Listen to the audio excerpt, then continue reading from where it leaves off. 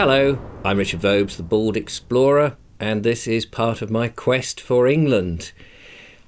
In England at the moment, this is quite a worry for a lot of people, is the threat of the virus that's come over from China and is spreading around the world, coronavirus or COVID-19, which in my opinion sounds quite frightening when you give it. Yeah, absolutely. It does sound rather horrendous. So I thought in this video and another video, I would come and see Kym Murden, who is a herbalist, and just have a little bit of reassurance and talk about, I suppose, the health of the nation, the health that we can look after ourselves.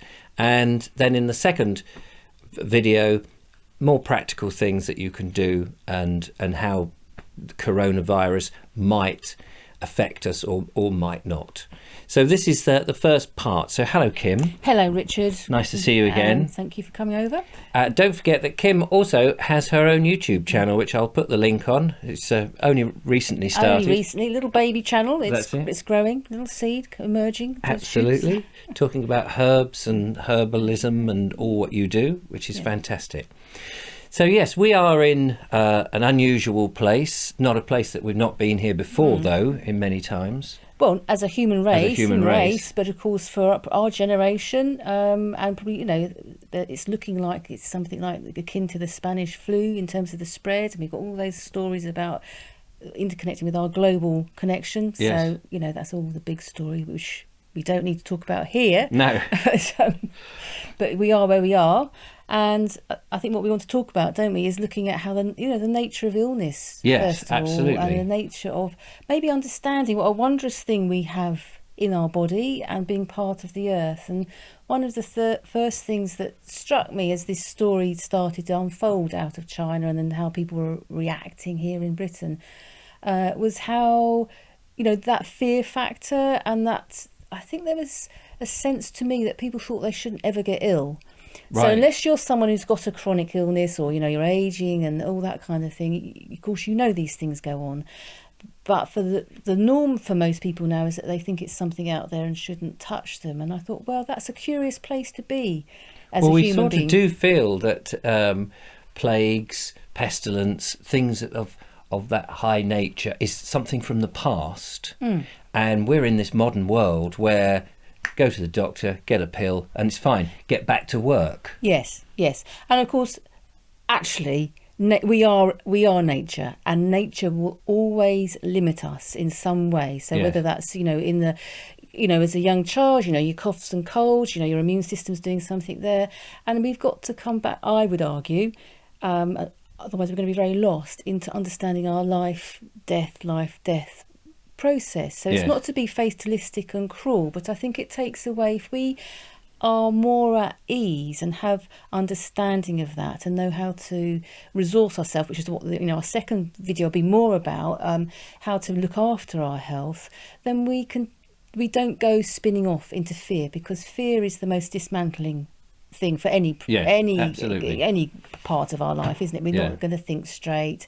And I think what we're being presented with as a nation, or as a global world now, is how do we take best care of ourselves and those around us, and therefore a community of human beings. So I think that's a good thing, that we start again to work collectively. Yes. So that's wise, rather than, I'm sure we've all been hearing the panic buying stuff that's been going on. It's like, well, actually, that's not a collective behaviour. No, that's me first, isn't it? I'm all right, Jack, but you won't have any toilet roll or pasta. Yes. And I think, just to add on to that whole nature thing, there's these sayings, that the earth will always take back what she's given. And I find comfort from that, in the sense that I'm part of my family, and all of us, we're part of a bigger cycle, and our lives aren't meant to be, unlimited. And I think also within this whole story, what's coming through is it's the unspokens. Of course we don't want to suffer. No. And of course we don't want to die. No. We don't want to be ill, but they will touch us at some point Yes. in our lives. We can't get through life from beginning to the end of life without that happening. And I think that's been an unhelpful unspoken, that we haven't taken care of that. And part of, like your story for the Quest of England, if you think how families used to live more closely in a village, we would be witness, to the Yes. birth and the, It's part of life, isn't it? Yes, and we would therefore be taking care of each other. I'm not putting it in rose-tinted spectacles. It was all fine all of the time, but I think there was more engagement and people knowing what to do at certain times. Yes, and accepting it. I think Yes. that's one thing that people find very difficult to, in this very modern day, which is driven by financial pressures and work, is that we almost forget that actually, all of this isn't a robot, that you get up in the morning, you go to work, you come back, you watch the telly, you get up in the morning, you go, Absolutely, and I think part of it is, with all that modern life, we've escaped.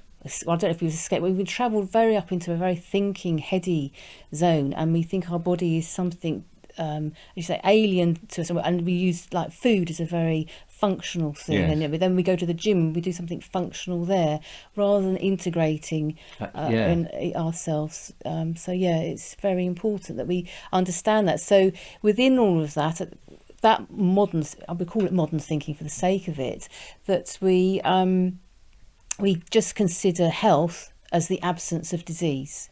right. Whereas I would say health is much more than the absence of the disease. It's taking care and enhancing what we have. And I'd also add into that, in a curious way, that you can actually be quite healthy, to be at the best of your health for whatever condition you're in. So, in my work, I do work with people with lots of chronic conditions, but what we're doing is giving them the herbs and some advice that's going to give them to be at their optimum within that. So it may sound a bit curious to put those two together, but I think... Well, I suppose when you think that life is a journey, we're always heading towards the end. We are. So there's never a point when you're absolutely perfect, because you're always on the way to dying. Yes, as it were. We are. And so all the phases that you go through, you've got to make the best of. And curiously, within that big conversation that usually doesn't happen in our culture, is that because we do have, really quite a good standard of living, we have brilliant sanitation, we have lots of modern medicines that keep us going. So the longer we live, the more complicated our end years tend to be. Yes. If we actually are blessed to have a long life, or some people don't. Some people die very young for there are all sorts of reasons. They might be in a traffic accident, or they might have some, immune, modifying disease that's going to, bring them to an early demise. So and I think we have to be caring around that, because I think another thing within that is, that we do see death as something we don't talk about, and as a failure. So I think it's very hard for families, or people, if they've got something that is life limiting, that they can get, because of where we're culturally set up, we feel that we've become isolated and a failure within our process, and more anxious, and I think that's not a good place. Do you think, just talking about general health then, that because we have in England the the National Health Service, which is free at the point of use, which obviously enables people to go, because you can have a slight cough or a major thing and not worry about the cost. Whereas I heard on the news today, of course, people on one of these pleasure cruises outside California, they're just worried about having a test because they think it's going to cost them money. Yes.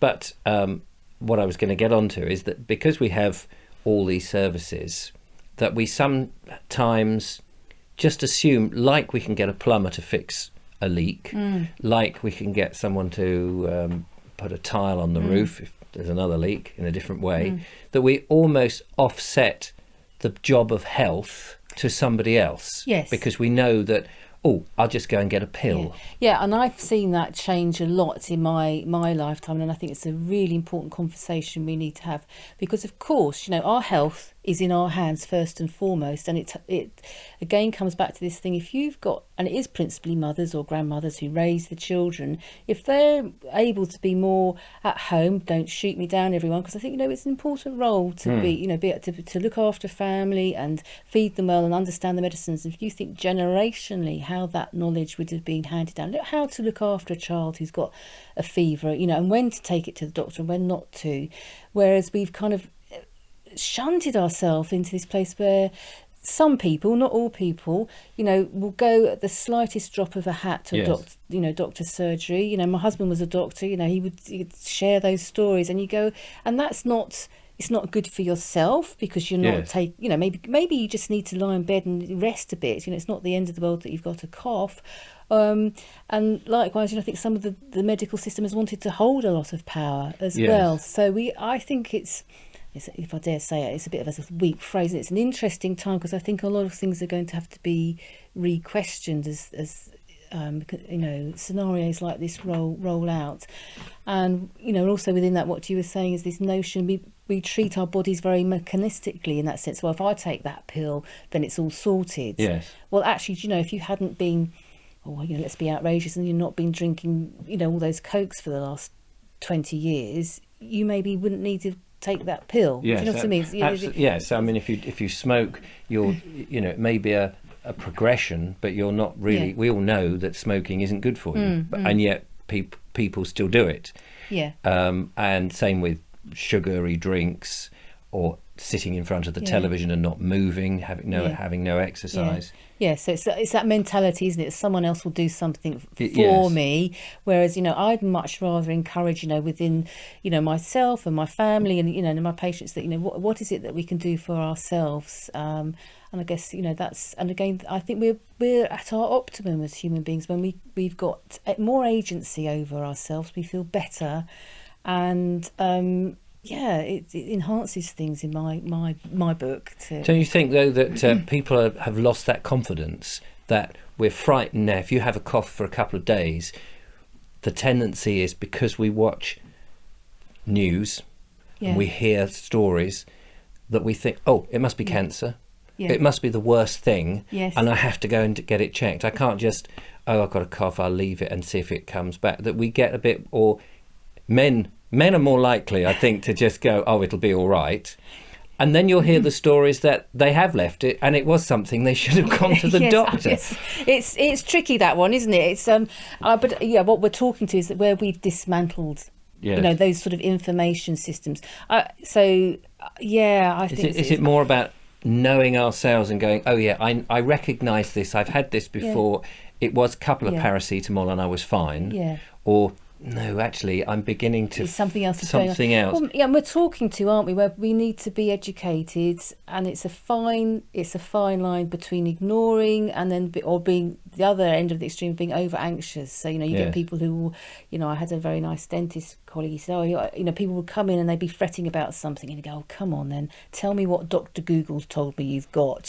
Because they spun off and convinced themselves it was the worst of the worst. So it's about going to solid experienced people. The first port of call might be, if it's a common ailment, talking to other people. Go, well, look, I've got this. What do you think? That they've got life experience, and they go, well, look, try this first, and then, and I guess that's why you've got services like 111. Talk up. There's nurses at the end of the line, and they're going to talk you through things, and that's important. So it's a Because at the moment, those sort of services are going to be very overwhelmed with panicky people who may have an ordinary flu and assume that this is the coronavirus flu, which may or may not actually be any different to them, but they may think, oh, well, if I've got that one, I'm going to die. Yeah, and I think you mentioned that whole kind of social media news world. There is an off button, so I think because we do have to be mindful of how much threat.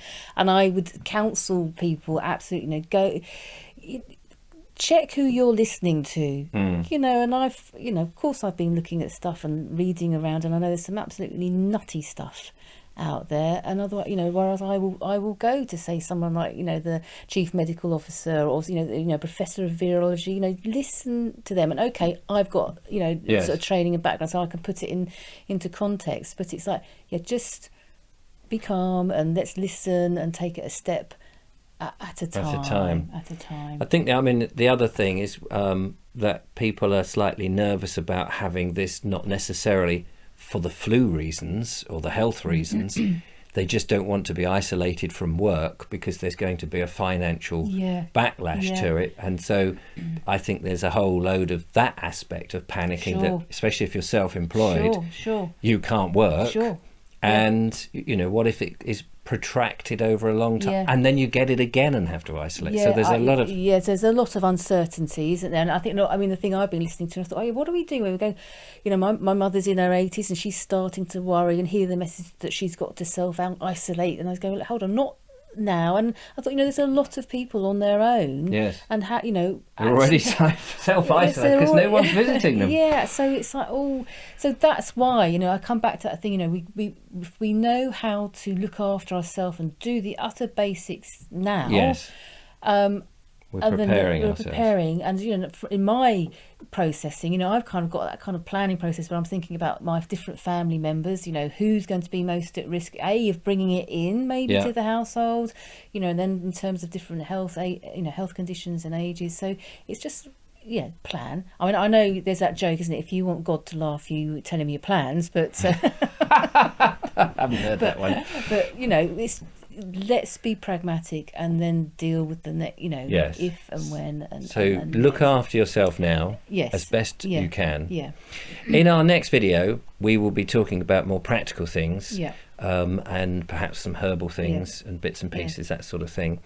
But for the moment, Kym, in our part 1 of this 2-parter, don't panic, look after yourself, and we'll see you in the second one. Good. Thank you very much. Thank you. Bye-bye. See you then. Bye-bye.